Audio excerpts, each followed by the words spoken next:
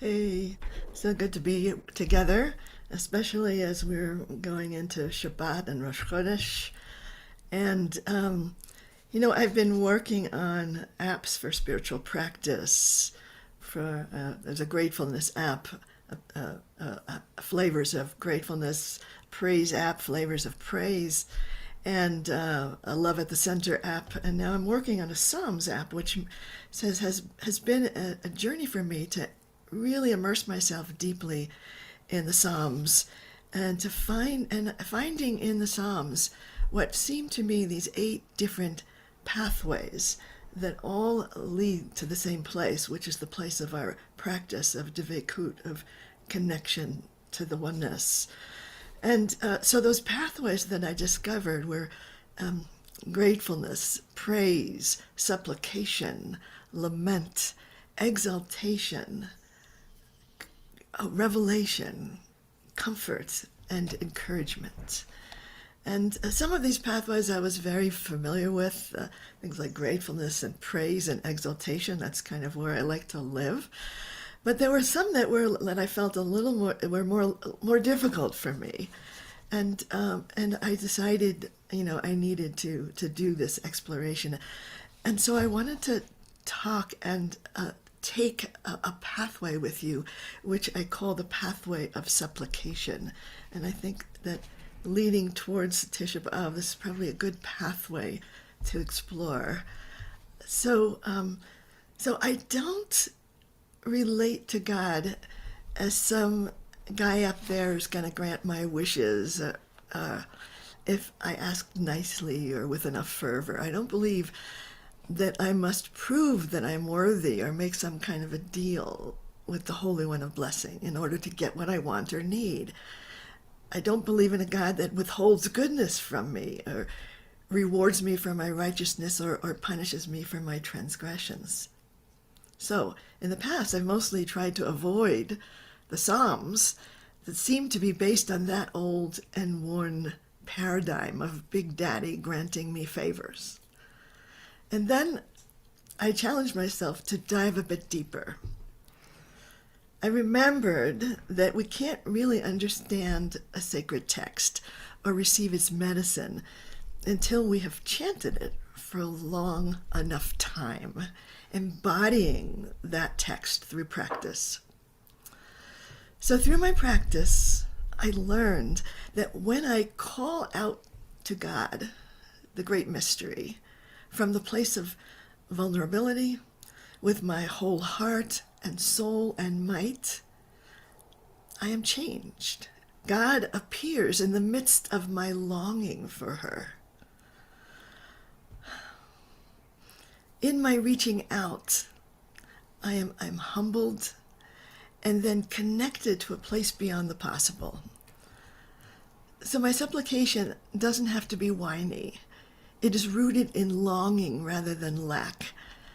It can express profound dignity, subtlety, and depth. It's such a surprise that when I call out to God, the great mystery, I am answered in the very moment of calling. My question seems to hold the answer in it. In calling, I remember what I'm really yearning for, and the layers of form drop away, revealing the core and deepest longing for God. My longing is to be connected to that mystery, to know myself as a spark of the divine. And in truth, I am longing for that which I already have. And it is only the quality of my call that reveals this truth to me. So I wanted to do a practice with you of supplication, of entering onto this path of supplication in order to find our way to that mystery in the silence. And if, Harry, if you'd like to just put that practice up there. And it's from Psalm 142. It says, "Free my soul from prison, that I may praise your name." So my soul is imprisoned by fear, by rigid forms that I've inherited, and also by constricting forms that I've made for myself. My soul is imprisoned by my conditioning, by perceived limitations that have been placed on me, and also by forms that I have placed on myself. My soul is imprisoned by habits of judgment, expectation, and reactivity. When my soul is set free, I return to my true depth and breadth. I expand into my divine identity, and my very being becomes a praise of the One. So when I chant these words, I'm aiming myself towards our meditation practice, because in our meditation practice, we are shown moment to moment just how we are imprisoned by our thoughts, our beliefs, our conditioning, our reactivity.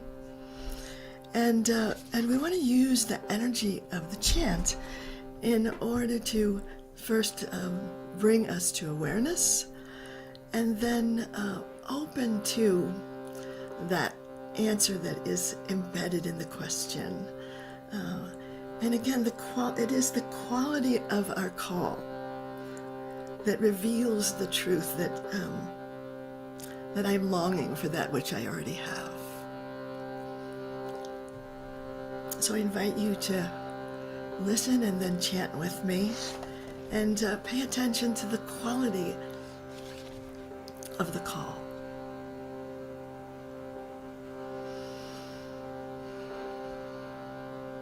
Hotziya ממסגר נפשי להודות את שמך, הוציאה ממסגר נפשי להודות את שמך. Free my soul, free my soul, free my soul, free my soul, free my soul, free my soul, free my soul, free my soul. Join me. הוציאה ממסגר נפשי להודות את שמך, הוציאה ממסגר נפשי להודות את שמך. Free my soul, free my soul, free my soul, free my soul, free my soul, free my soul, free my soul, free my soul. הוציאה ממסגר נפשי להודות את שמך, הוציאה ממסגר נפשי להודות את שמך. Free my soul, free my soul, free my soul, free my soul, free my soul, free my soul, free my soul, free my soul. הוציאה ממסגר נפשי להודות את שמך, הוציאה ממסגר נפשי להודות את שמך. Free my soul, free my soul, free my soul, free my soul, free my soul, free my soul, free my soul, free my soul. הוציאה ממסגר נפשי להודות את שמך, הוציאה ממסגר נפשי להודות את שמך. Free my soul, free my soul, free my soul, free my soul, free my soul, free my soul, free my soul, free my soul. See what more you can bring to the call. Hotziya, ממסגר נפשי להודות את שמך. הוציאה לנסגר נפשי להודות את שמך. Free my soul, free my soul, free my soul, free my soul, free my soul, free my soul, free my soul, free my soul. הוציאה ממסגר נפשי להודות את שמך. הוציאה ממסגר נפשי להודות את שמך. Free my soul, free my soul, free my soul, free my soul, free my soul, free my soul, free my soul, free my soul.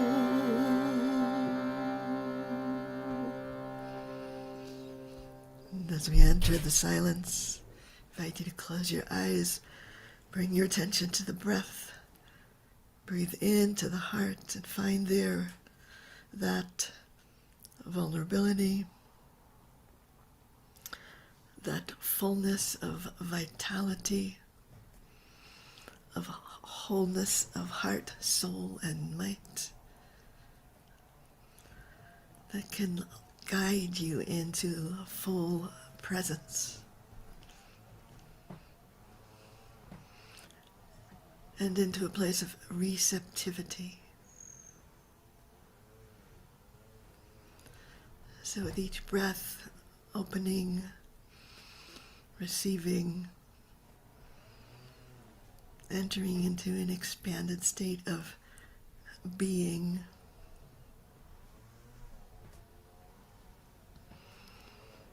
knowing that your call is answered.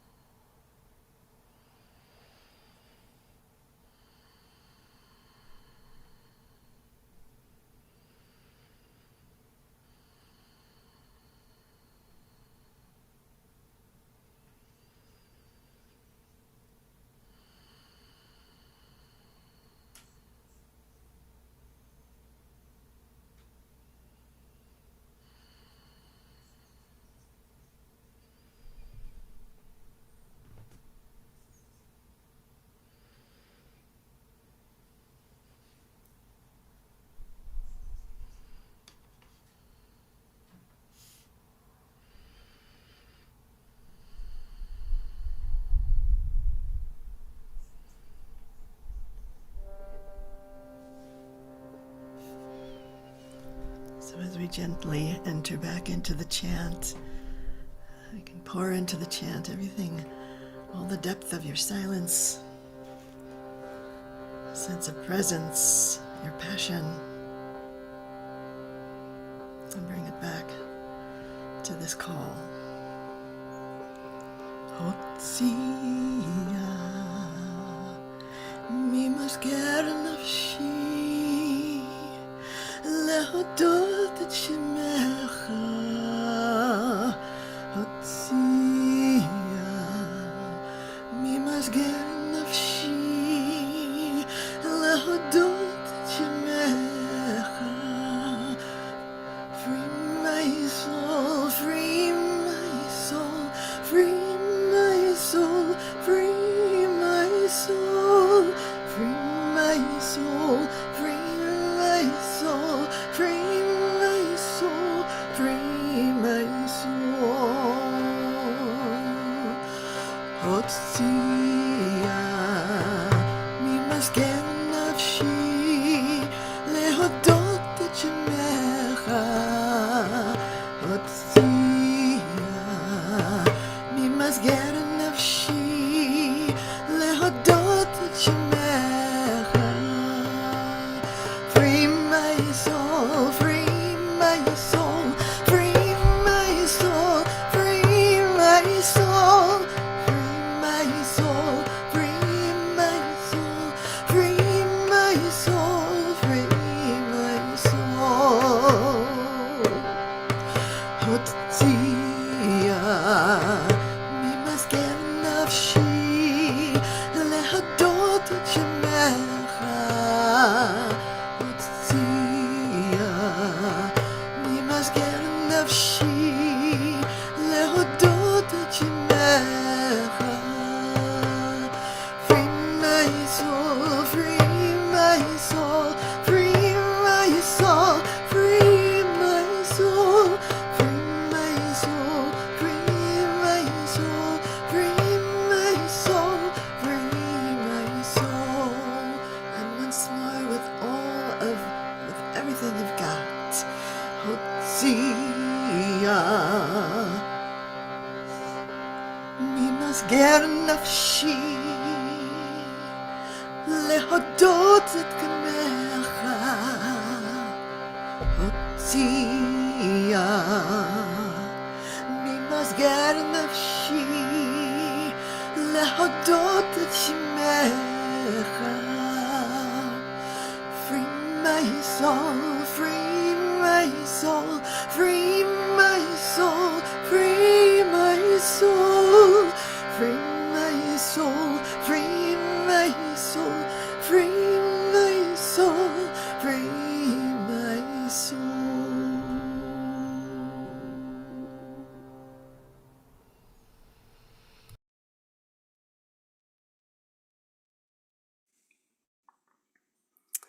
Thank you so much, Rabbi Shefa.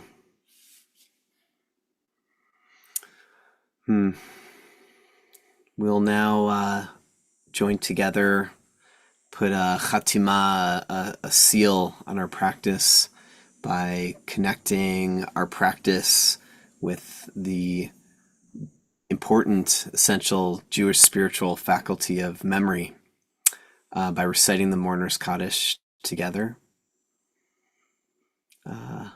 Please join us. Yit Gadal, Shmei Rabba. Rabba. Amen.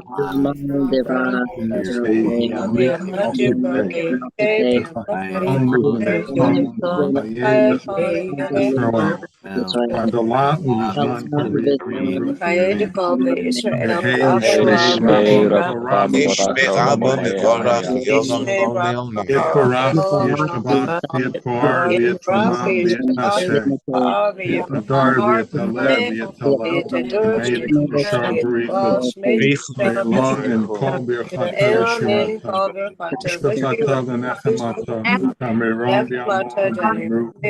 Amen. Yeh Shlomo Rabba Ben Shemaya V'chaim Aleinu V'Yakol Yisrael Amen. Oseh Shalom V'Rama V'Yosef Tov Aleinu V'Yakol Yisrael V'Yakol Yoshvei Tevel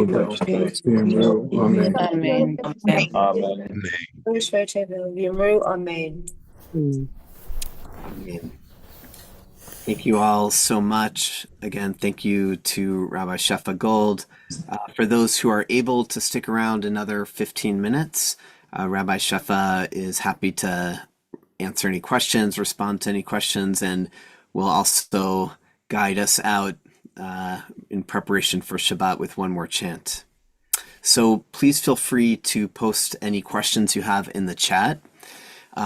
If you're able to, please write in all caps question at the top of the question. It'll help catch my eye.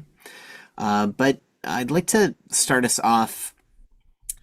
Shefa, you, in your introduction, you contrasted longing versus lack. And I was intrigued by that distinction. I'd love for you to share a little bit more about what the difference between those two experiences, longing versus lack, and how does that show up for you? Yeah, I think it's an important question. I longing is something that is so central to my practice. It is the fuel for my practice, really. It is what moves me on my path. And you don't have longing unless you've had a glimpse. You have a glimpse of what's possible, maybe a moment in your practice when sort of some of the forms dropped away and the essence could be received. And that glimpse kind of sends you to a kind of a dissonance with your life that, okay, I don't live there. And it sets up a longing inside of like, oh, that's where I'm going. That's where I'm called to. And it's a tremendous power that we unlock with our longing. And so I think of lack as being like focusing on what's not there, without kind of calling on the glimpse, and kind of being dragged down into what's not, into what is the sadness of not having, not being enough, not knowing enough, and all of the things that are not enough. Whereas the longing is like a movement towards wholeness that is set up in the heart as being like I am being sent, I'm being called, and it is, and it's when you touch on that longing, it's actually delicious, not a bummer. I want to follow up with a question, kind of riffing on a question that came in from Eliana in the chat, who said that, Shefa, your singing is so soulful and full of feeling, and it really works for me spiritually.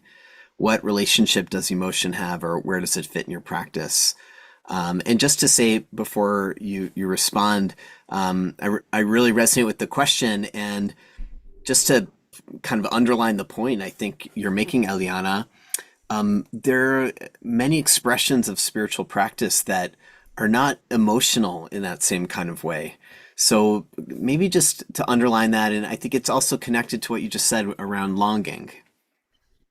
I think it's maybe I might even sense that it's kind of the shadow side of mindfulness is not is I'm going to go here so I don't have to feel what I'm feeling. Yeah.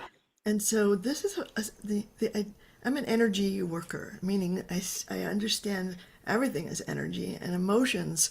When I can really be clear, it's energy. And so I want to say, what do I want to do with this energy?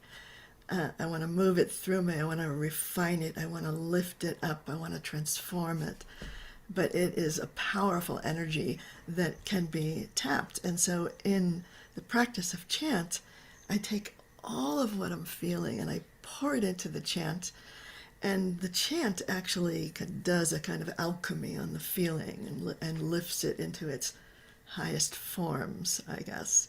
And it also unburdens me that I'm not, so we spend a lot of our times trying not to feel what we're feeling, or numbing ourselves or distracting ourselves from what we're feeling. And the other pathway, which I think, bears fruit, is to actually to feel it and express it and pour it into the chant. And a chant, as it repeats, there's always another chance to pour more. Every time it comes around, there's a question inside me that says, what more do I have to give? And in that way, I'm being generous with who I am. I'm not withholding it. And it's taking me somewhere. And then in the silence after the chant, I can walk through the door that has been opened and be in a clearer sense of presence. So to build on that or pick up on that, and again, I'm touching upon a question that just came up in the chat from Cheryl, who says, what might be the impact of this prayer or chant if we don't have a specific longing and current awareness? And I was thinking about that also with, if I really am present with what I'm experiencing, I may not be feeling longing, for example. And so if I come into a chant that is inviting longing, what is that process like? How do we do it in a way that's authentic and honors our hearts, and doesn't feel forced? Yeah, I think the longing has to be awakened. And I think we shut it down because we've been disappointed. There may be other reasons we shut it down. But I think that longing, which is the movement of the soul towards its wholeness, is absolutely essential. I had a meeting with Reb Zalman Schachter Shalomi, and may his memory be a blessing. And he said to me, he said, Shefa, I want you to awaken the longing in the people. That was my assignment, because he knew that without it, there was no fuel, there was no passion, and that's not, the purpose. One of the purposes of my practice is to bring more aliveness, more vitality, and so if I'm cutting off part of myself, and I think that when I grew up and going to a conservative synagogue in New Jersey, it didn't feel like my feelings were welcome. Maybe my ideas, but either my body or my heart didn't feel quite welcome in that space. And if I want to come into wholeness, I have to find, be able to express the all of me. And so, so before I come to stillness, I want to find the movement, and before I come to silence, I want to find the sound that can point me there. And then I think that sound, that silence and that stillness is so much deeper when I've taken that pathway that calls on the wholeness of my being to bring me there. I love that answer. Thank you. Question from Lori. In all humility and curiosity, I have been wondering, for whose purpose is our praise of God? Does God require or enjoy our praise? Seems too egoistic. Or is praising God and praising anyone more for ourselves to feel the depth and breadth of gratitude? It's I'm going to say yes and no to both of those. In a sense, because I think that what both of those are kind of based on is some idea of God as some separate being. And if God is not separate from us, then the praising happens. It's not me praising God. It's the praise that happens. It's the God flowing through me, and and then I lose myself in that praise. I lose the small self, and I enter into mochin the gadlut, big mind, where there is no separation. So I'm going to say praise is a practice of raising my vibration, so that I know that I'm not separate, and that God is praising God's self through me. Is that? Yeah, I love that. One more question, or should we go out on We could do another question, yeah. okay. Here's a question, comes from Moshe, Mark. Would you say that meditation is a form of alchemy? Please expand. So when I raise energy and I bring it into my heart kind of serves as a kind of a place of transformation for that energy, I guess. And so I think there was another question, like about stuck grief. That's Yeah. a place that actually I need to move. Need to move that in me, and so my practice creates a space for whatever is. It's not, it's like, and the effort that I have of pushing away what is, that is kind of channeled into this place of being. And so I let go of that resistance to what is. And so when grief is stuck, it's also a kind of a sense of not wanting to feel what you feel, because it's so hard, but it's the only way is through. And so for me, the chant is a way of moving energy, transforming it, and maybe that's what the alchemy is this transformation that happens, and not because I'm doing it, but am giving everything that I have, and then that's what invites in the magic, the God flow, the sense of everything is being transformed always, and I'm allowing it rather than resisting it. I hope I'm kind of speaking towards what the question is. Yeah. Yeah, it's wonderful. Well, thank you so much. Really so grateful, and grateful to you, Harry, as well, our technical support today. And I'd love if we could go out with a chant as we prepare for Shabbat and hold all this beautiful practice. Really so grateful to you, Rabbi Shefa. Thank you. Thank you so much. I'd love to, as we get ready for Shabbat, I always turn to the Song of Songs as kind of my gateway into Shabbat consciousness. And there's a very simple line in the end of the 5th chapter of the Song of Songs that says, Zeh dodi v'zeh re'i. This is my beloved, and this is my friend. And I understand that word zeh as being this very moment. What is this? This is. I can fall in love right now with this, even if I don't like it. This is my beloved. I can befriend it. And to me, that is what leads me into Shabbat consciousness. So Zeh Dodi V'Zeh Re'i. This is my beloved. This is my friend. Zeh Dodi V'Zeh Re'i.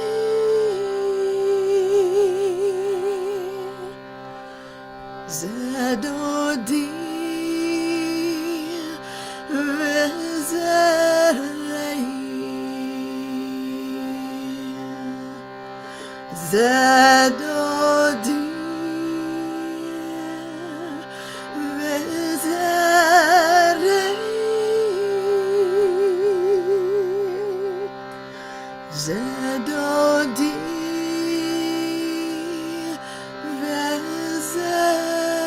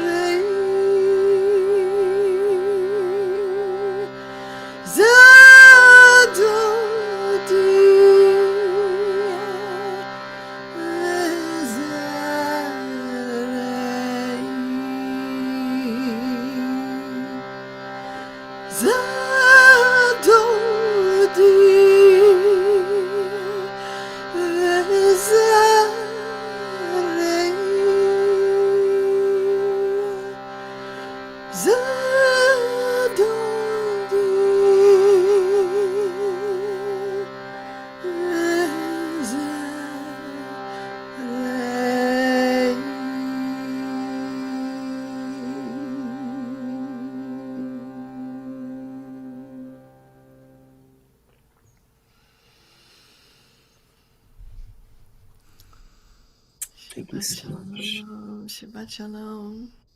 Shabbat shalom, everybody. Chodesh Tov. Thanks again, and we'll see you next week. Take care.